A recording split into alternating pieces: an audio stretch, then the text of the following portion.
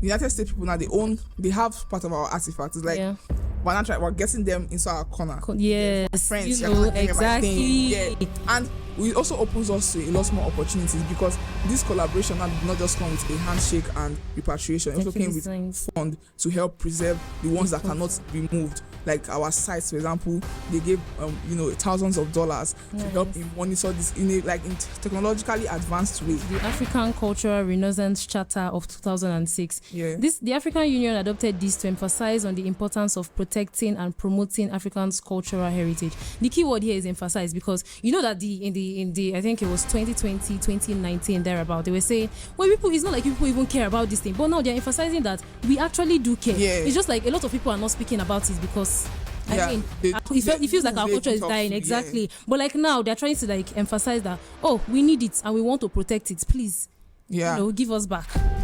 Welcome to the Timeline Show.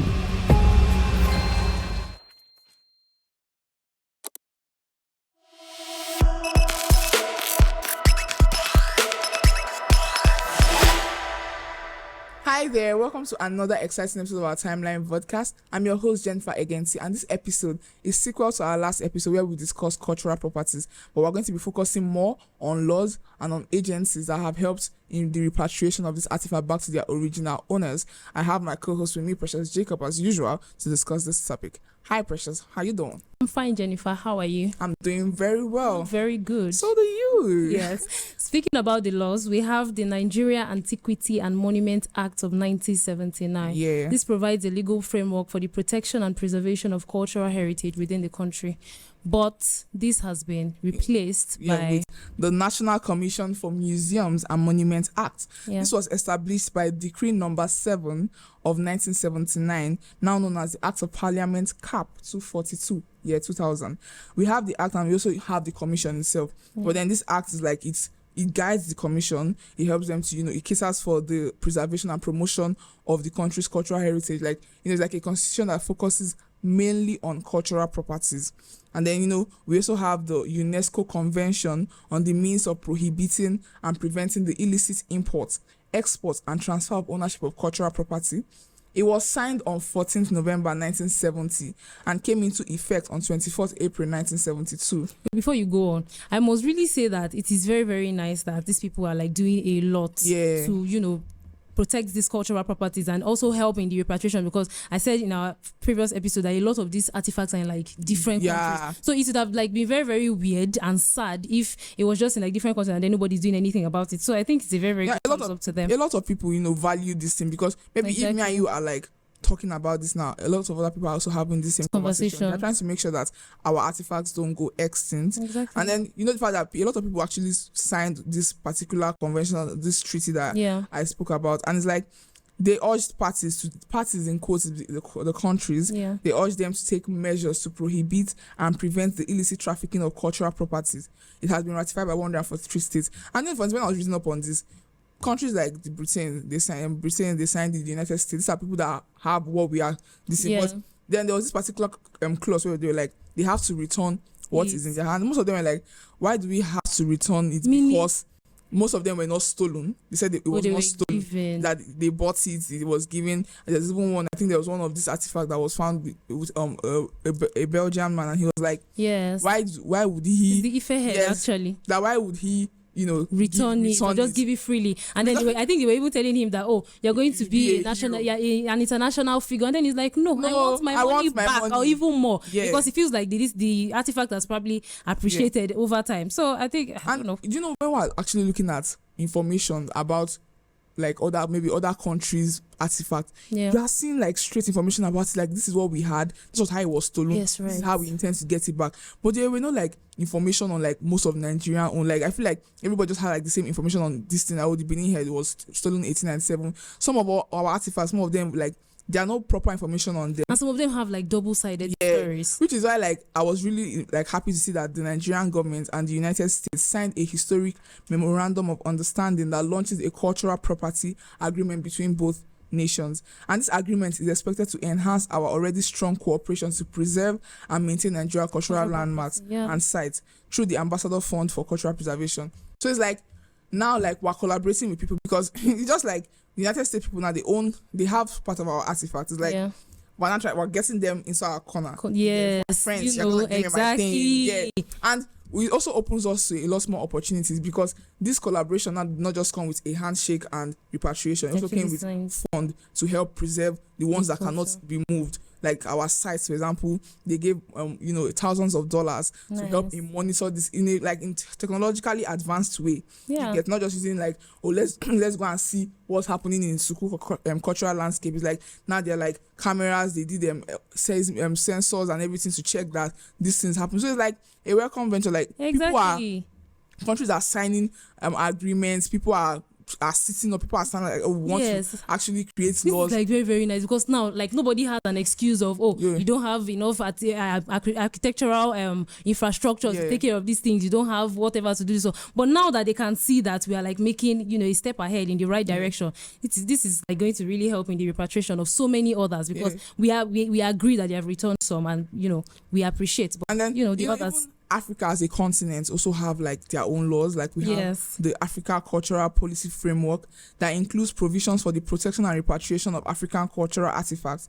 It acknowledges the impact of colonization of the continent's cultural heritage, because colonization did not just, when people, I think we are just like, maybe our generation are like, so let's say maybe close-minded. Like when they hear colonization, they feel like they taught us English, they brought Christianity, you get. But it's like, for something to be there, something was taken away. Like for you to be speaking English, it means you are speaking something that you're no longer speaking. Yeah. For you to have Christianity now, it means there was something that you were practicing that is no longer there. Do you get? And now Africans are actually understanding that it did not just stop at you giving us schools. You gave us schools and took away the people that will teach us. You get like, you did something. And they're trying to remind us that this colonization had impact. And not only where maybe there were some good part of it, like obviously had positive impact. Now it's like they took things from us, and we are like, thank you for teaching us, but like we want our things back. Yes, which also brings me to the African Cultural Renaissance Charter of 2006. The African Union adopted this to emphasize on the importance of protecting and promoting Africans' cultural heritage.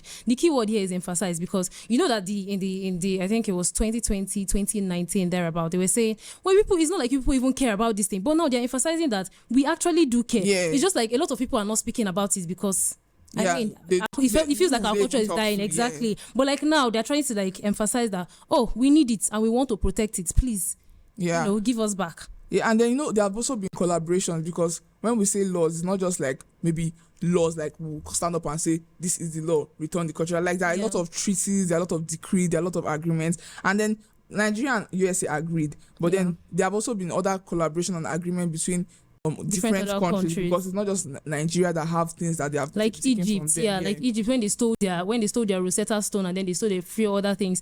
There was this archaeologist, and he was like, he has to get it back, because I think he spoke with somebody, an Egyptian in diaspora, and then he's like, I saw this here, is it supposed to be here? And then he's like, he's not happy about the situation of things, but he feels like he cannot do this alone, because obviously you cannot just go to the museum and say, I want to take it back. So the Egyptians are also like making collaborating. They say that they want to collaborate with Nigeria and few other countries, Britain and a lot of other countries in 2024, and I feel like that's a very, very welcome idea. And then even Mali collaborated with UNESCO and other international organizations to recover and repatriate cultural artifacts, particularly those affected by conflict and trafficking. Because we mentioned in our last episode that most of the reasons like how these things were taken were maybe during wars, when they could not really like unrest. It's not like they did not care about it. It's just like at that moment they wanted to just who they alive go take care of something and you get. And due to the war, they will steal things from them. We see it in movies. They take things as a sign of we want this war and stuff. And like now they're like, we're trying to collaborate with international agencies so that know that it's not just something that is affecting just us. Like other people are actually trying to collaborate with the UNESCO, the United Nations, that like they are there to make sure that these properties get to the right owners. And the fact that these countries too are willing to receive it, because maybe you're trying to return it, but people don't even care about exactly. it. So if you feel like, oh, you don't care. You just know that a lot of people are actually there working overtime to make sure that they get their properties back. And I feel like that's the reason why a lot of people applauded the Iraq man that said, the Iraq president rather, that said that he wanted to like build good museums. Yeah. That he wanted the museum in Iraq to be like one of the best, because in an article, in an interview that he had, he was saying that they asked him why he wanted to build museums, because it goes beyond just collecting it back. And then he was like, if we collect it back and then these people feel like they have given us back but we're not doing anything sensible about it or doing anything to protect it, that it should just look like a failure on their part. And I feel like for somebody to be that sensitized, it should show that these things actually mean a lot to them, because it's different that you're just collecting and then you're just hiding it or you're just keeping it in one place, but then they actually want to show it to the world and let them know that we appreciate our culture. Because people like have actually, I think they wanted to get one of the Benin bronze head back, and then the United States were like, it was too fragile to travel. How did you get there? It's like, thank you. Because how did you get there in the first place? It is still solid over since 1897 when they stole it. The funny thing is, most of these artifacts were actually shipped, so like it could have drowned. So what are you saying about it was flying? Too fragile? But then Nigerian media said that they asked for $3 million insurance, and it was like a slap to the face because it's our thing. Exactly. So you are loaning it to me, and I have to pay for something that it belongs to me. And keyword there is even loan, because yes, they said they were going to give us on loan. They are going to collect it back. They just want us to maybe show us to see it. Oh, just put it in your museum so you can teach people about it and then collect it back. Yeah, and different countries like Ethiopia has called for the return of the artifacts. Namibia has also called for the return of the human remains.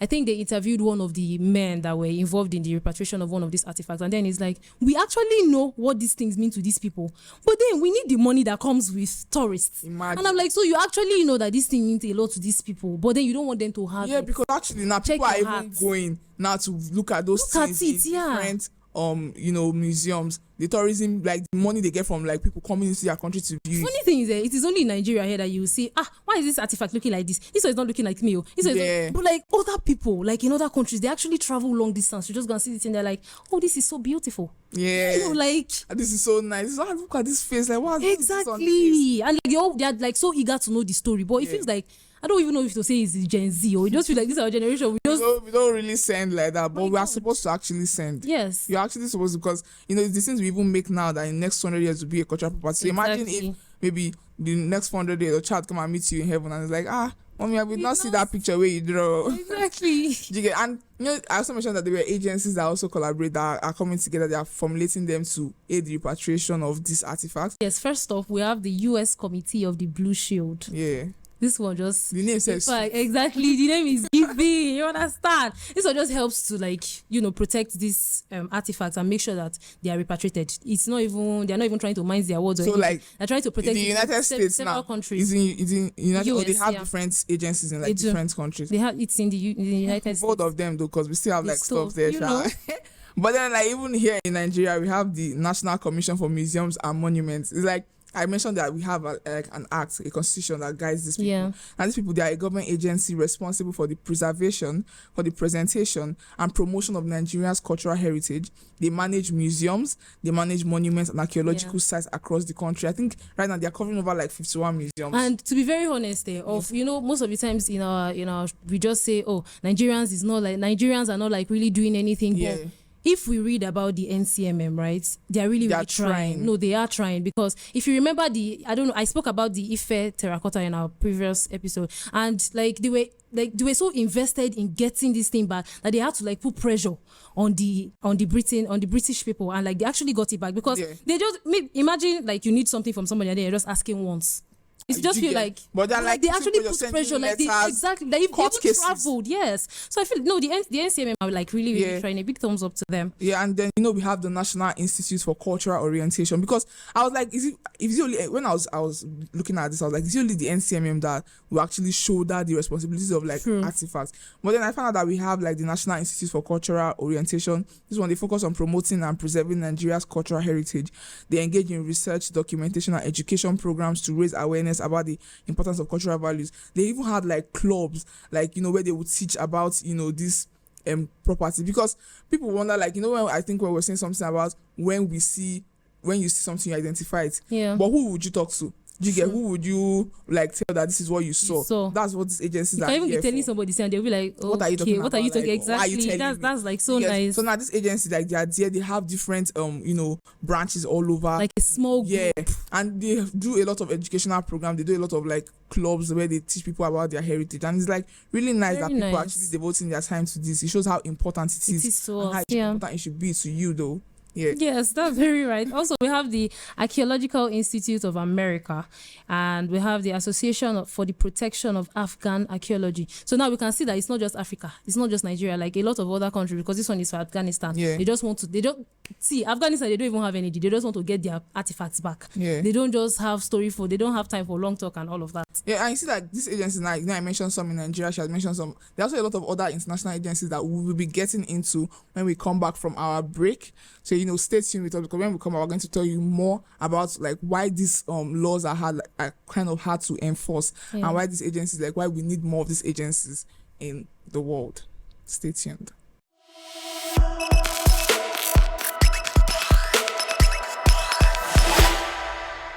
Welcome back. If you're just joining us, we're discussing laws and agencies that can help in repatriating these artifacts back to their original owners. And then we have the UNESCO World Heritage Center. This is the body responsible for implementing the World Heritage Convention. This convention is like an international treaty that aims to identify, protect, and preserve cultural and natural heritage sites of outstanding value to humanity. I think what's very commendable about this is that they are not leaving countries to fight alone. Because they will not even, it's not as if they will not have a lot of pressure going on, but it will not be, when two people just come together, especially an international body. Even if one person wants to slack, exactly. And UNESCO, United Nations is not just, maybe UN is not even a country, it's like different countries. So like different countries are speaking together to tell you, return our tito, return our mommy, our human body, you get? So like, these agencies are, even here in Nigeria, we have the Ministry of Tourism. Yes, we do. I feel like maybe people don't really know when they hear tourism, they're like excursion. Exactly. But these people actually have the responsibility of identifying, have the responsibility of developing, preserving, documentation, and promotion of the state's tourism resources, arts and cultural heritage. That's even for the ones that are not inscribed, because the UNESCO World Heritage Center, they've inscribed 2 of our cultural properties. That is the Oshun-Oshogbo Sacred Grove and the Sukuru Cultural Landscape. But for those that are not inscribed, it's not that they're not important, but they've not fit into the criteria. But they're still working on it. So they help us to preserve those ones too, and they also help us to identify, because a lot of people don't even know. No, I wanted to say identify. Like the identification itself is like, because you have to identify it before you can even protect it at all. Do you think our Nigerian police force even have like divisions? You get, because in America now the FBI have the art crime team. Yes, they have. I do think that we have our own art crime team. You know that normally do they even know this thing is? I wanted to say, can they even identify? But like, I feel like with this conversation, it will just help give them the energy. This kind of pressure, and everybody will know that we need to actually this is not a small break talk. Out. Yes, create more agencies, awareness, in Nigeria, and exactly awareness. And these laws, these agencies, it shows that a lot of people care about this thing. It shows that like it's actually working, because there've been a lot of returns over time, and it also helps in creating legal frameworks, because now like every country that have something that they are trying to get back, they are building laws, because now when they return it, they also need to make sure that it does not go out again. So now they are creating constitutions. Like in Nigeria, we have the National Commission for Museums and Monuments Act. We have that one to regulate it. We have that one to make sure that defaulters are punished. You cannot now see people trying to, now we are getting the ones that are being returned, but you not see people trying to smuggle it again, because there's already this act that's guiding it. So now, speaking of smuggling, we need to export control, because the cultural property protection, especially the laws, have actually like really, really helped. When the Ife terracotta was being smuggled out of the country, they actually they caught the person that wanted it, because they felt like when they saw it at first. A little backstory: when it was stolen from Jos. The NCMM, they spoke to the UNESCO, and then they put a red flag on it, and then they're like, if you see this thing, and I feel like this is like too smart, because if there's already a red flag on it, that means they probably have already shown them pictures or given them an idea of what it was like. So they can identify. In that time, I was even hearing that they had to sculpt a copy, so that they can know, pass it from places to places and say, this is what we're looking for. So when they saw it, It was very easy for them to identify this is something that has been stolen, and then they collected it, and then they were able to, I don't even know, wait, they smuggled it from Lagos, they took it to after they already collected. And then even like, but it has really helped though. Yeah, it has even helped in creating national inventories, because if most of these artifacts, the ones that can be moved, some of them are privately owned. Do you get? True. Some of them hold like attachment to these people, and they're like, but now that this law is actually working out, they've returned. Just in 2022 alone, we've had a lot of return. The Germany returned 22, US returned 31, and it's like, when they see this thing happening, to now make them bring out what they have, and even the ones that are for like public consumption. Of course, they bring out a lot because they feel like, oh, it is being safe. Yeah, it's being safeguarded. And these laws, do you get, like, they have problems that stop them from being fully enforced. Yeah. The fact that we need to check our legal framework, because when we say we have the NCMM Act, it's like, oh, nice, they have something going on. But then I was looking at the punishment for defaulters. You just guess how much they actually charge these people. Like, they catch you now, you're trying to steal something or obstructing justice. Just guess how much they actually tell them to pay. $1 million. Go lower. 500K. 200 naira.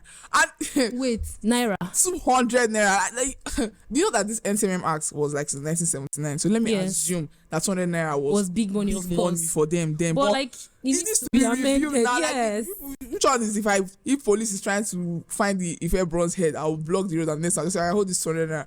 I'll give you 1,000 naira and be like, that's for 5 crimes. Hold it very well. Guy. But then I also saw that maybe if you steal something and you cannot bring it back, they will tell you to pay the equivalent of like how much it is. And these things are actually like really, very expensive. As a matter of fact, they don't term them as expensive. They term them as priceless. Exactly. So imagine how much you'll be paying. Imagine but then every year. They need to remove that 200 naira, 500 maybe naira. Increase it, because if people just get scared that I'm going to pay a lot though. Yeah, and you know that most of these things are not properly kept. It's like this paper, like maybe some of these documents, they wrote them in paper and everything. The time is changing now. Sure. Nobody's saying that you should let go of what you already. You can still keep it. Yeah, you can still keep them, but you can also like you can flow with technology. Yeah. Most of them can be put in computers. They can be laminated to ensure sensors that and all of these things that help to protect it. Because I'm looking at, maybe if I watch movies, I'm looking at the museum. You just see like maybe one diamond in the middle of a place. You're like, let me go and touch it. Next thing, different thing will shock you from different places. You don't even see. But only we have that in our museum. Exactly. Because I was looking at pictures of some of our museums in Nigeria. They were just looking like abandoned buildings. That's the reason why they feel like we're not taking it seriously. People just enter there like this and just carry whatever it is they want to see and probably fight. So talking about museums, a lot of Nigerian museums, I don't know if you went on excursion when you were younger, but like you go to these museums and then you're like, what is, like, you could just touch anything. You could just, let me say, be walking and then be like, oh, this is pretty, or this is nice. But like, you can't do that in other places. So you cannot just see an artifact or see, even if it's not okay. Let us go away from the books and let us just imagine that it's not an artifact. Maybe just something that means something to somebody, because most of these things are like privately owned, right? You cannot just touch, or you cannot just carry. There's some things that I feel like the museum officials, the staff, they should like be well trained, like. Exactly. They need to train. They need to be like well trained. You cannot just. That this thing is really important. It's priceless, and it holds a lot of cultural significance to a lot of people. So you cannot just keep it there because of a museum is where people actually come and see stuff. Another thing is they should not just. I feel like it should, like, most of these artifacts shouldn't just be left to humans, because in as much as we are saying that these staff are being unethical, right? Yeah, they are humans after all. Do you get? You cannot just say somebody, like one person should man a full museum for 24 hours. And for us to recognize, like, the fact that for us to enhance our protection of the cultural properties, we need to recognize the benefits of this. Do you get? We need to understand that for cultural property helps in making sure that our culture don't die. Yes, culture is our way of life. Yeah, it preserves our cultural heritage. It preserves our entity, our identity. Yeah, and it's like, if we don't recognize that these things need to be protected, if you cannot identify it, how then do you know that you should protect it? Exactly. So how do we do this? How do we identify these things? How do we make sure that people get to know about it? Because I can go on and on and on about the Benin bronzes, and if you don't show me a picture, it's like, okay, keep talking. Exactly. You don't just feel any connection to it at all. And then that's why we need like audiovisual storytelling, because people now, when they're telling you this is what was taken or this is what we have, there are pictures. You go to museums, you see this, you say this. I cannot forget the car, like up to today, I see the car. Have it in your head, like when you see the picture, you see videos of it, they're telling you about it. It's like, this is like a very important way to inform the public. Exactly. So people just feel like, well, I mean, it's unserious because most of these things, they're like copy. You get, but like they are copy just to. Like most of these videos, they are, like there were no videos in the olden days when they were actually like created. But then they are, they're helping to keep the culture, like continuation of the culture. So like if you are put in movies, I think when I was doing research, I saw the Ife head, like they did a movie, like an actual full movie about the Ife head named Obalufon. And I said in our previous episode that the name of the head, like the head was created in honor of the King Obalufon. So imagine, I see you that way. Remember it because it's something that they showed you pictures of, they showed you videos. And in that way, like you are seeing your favorite actors enacting what happened in the past because of stories that they have already heard. It cannot leave your head. Do you understand? It cannot leave your head because you just remember that somebody did this one, somebody did that one, and somebody did this one. This is that, like, so nice. And then even for documentation purposes too, because like if you see that when you watch movies, like say when you watch movies, people have enacted it, you're looking at this and like, oh, this is what happened. You can tell this story. You can tell the story without, feeling like, oh, maybe you're saying the wrong thing, because you remember this is something they acted it in a way that you can easily just tell people like this is what happened. Even educational outreach. When I even say like educational outreach is like you're going from place to place. You're telling teach people, you're educating them. Just like I think the SICO that you mentioned that they were doing small groups, because I was just thinking when I was doing research about this topic, I was just thinking, I remember when we were like way younger, primary school, secondary school, they'll say, we're having an excursion, or where are we going to? We are going to this very large, this very, very tall building. The building is 400 years old and all of that. Like teaching children, and you will grow, but it's like the knowledge will not leave your head because you have already seen it. So imagine them bringing it. I don't know. Do they still do it like in this present day? I hope. I really hope, because like it was really educational. Important. To children. And even down to our curriculums. I don't even think there's any. Maybe some schools now already. Apart from social studies and cultural art. I don't the think cultural art know more about the history. Even the history that was probably like past governments. But not much about our culture. And I think it needs to be implemented because other countries like have it going for them. Like in Korea, like you cannot tell them to come and explain their dynasty era. You come and mention. Even me, I even know part of some of it because of even in their movies. Exactly. They make sure that the children like they understand that this is their former kings. Yes, former exactly. monarchs. Because I remember that when I was like younger, it was, I think, social studies or cultural art. Like they actually taught us about the Nok terracotta. I remember the Nok terracotta. In as much as I did not remember what it was about, but I know that there was like something. And when I hear artifact or something that belongs to a particular people, I would definitely remember Nok terracotta. Do you get? So like teaching the children about it is going to like really go a long way. And then technological solutions. You get like things are advancing. You cannot just stick to papers like I mentioned earlier. And it's like we hold our phones 24/7, probably through adverts, through like a lot of information can be put online, verified information about these properties, about the things that are probably missing, the things that have been found, what happened to them. It will further educate people. You can easily see probably a child even telling maybe if I see it on social media, I can just tell this person this is what happened to this information is spreading like that. People are getting a lot of awareness about it. There will be engaging storytelling about it, because it's not just something that you're like, oh, the Benin bronze, it was stolen. Exactly. Do you remember the story I was talking about when the man in Egypt, the archaeologist in Egypt, was saying that he did not even go to the country, but like he knew somebody that was there, and the person reached out to him, and then he's like, I'm in this country. As a matter of fact, he was already a citizen, and then he reached out and he's like, I remember this thing, right? Please do something to make it go back to our country. So if people like read about it or like knew about it, maybe through social media, through adverts, it's like go a long way. At least you can see it and identify it, because most of these Nigerians in diaspora, they can like go to museums and maybe see and they're like, maybe most of these things actually have like titles. They can just say, oh, this belongs to Nigeria, but what exactly is this? Imagine not knowing. Do you understand? Through like audiovisual storytelling, art sensitizations, museum exhibitions, educational awareness, video documentaries, our updated educational curriculum. I feel like cultural properties will stand a chance in the future, because if we don't implement all of this, if all of this are not done, or the visual storytelling through like podcasts like this where people are talking about it, YouTube videos, media advert, or if all of these are being implemented, I'm sure that a lot of people will know about it, and it's not just be left to if you want to just say, oh, what happened to this thing, you'll be like, oh, let me go ask my grandmother. Let me go and someone ask. as young Gen Zs to be able to understand and the know importance of it, and actually have the share the information. And you see that we will not even like we will not be having this conversation again in the future, because everybody sensitized about it. So like I think we need to really applaud like the countries that are really trying, this, even the ones that are returning. Like, thank you for realizing your mistakes, and you're now like trying to return. You're trying to take responsibility. Take responsibility for it. And with all of these, you know, I feel like cultural properties not only would it help us in preserving our identity, it also help us in, you know, creating this type of diplomacy between other countries. You get, because when you return our stuff, we're not like friends and you know, then you can make collaborations later in the future. Yeah. So this topic was really a nice, exciting one with you get. And you guys, I just need people to understand that our cultural properties, it helps a lot. It's not just left for maybe the millennials to discuss all the time. Even you as a Gen Z, in order to continue your culture, harm in knowing more about your culture. Exactly. There's no harm in knowing what happened to so and so artifacts in so and so time. Do you get? So you know, and that's like all you need to know like about this. There are other things you can actually know, but you can find out, you know, around. You can just check at websites. Exactly.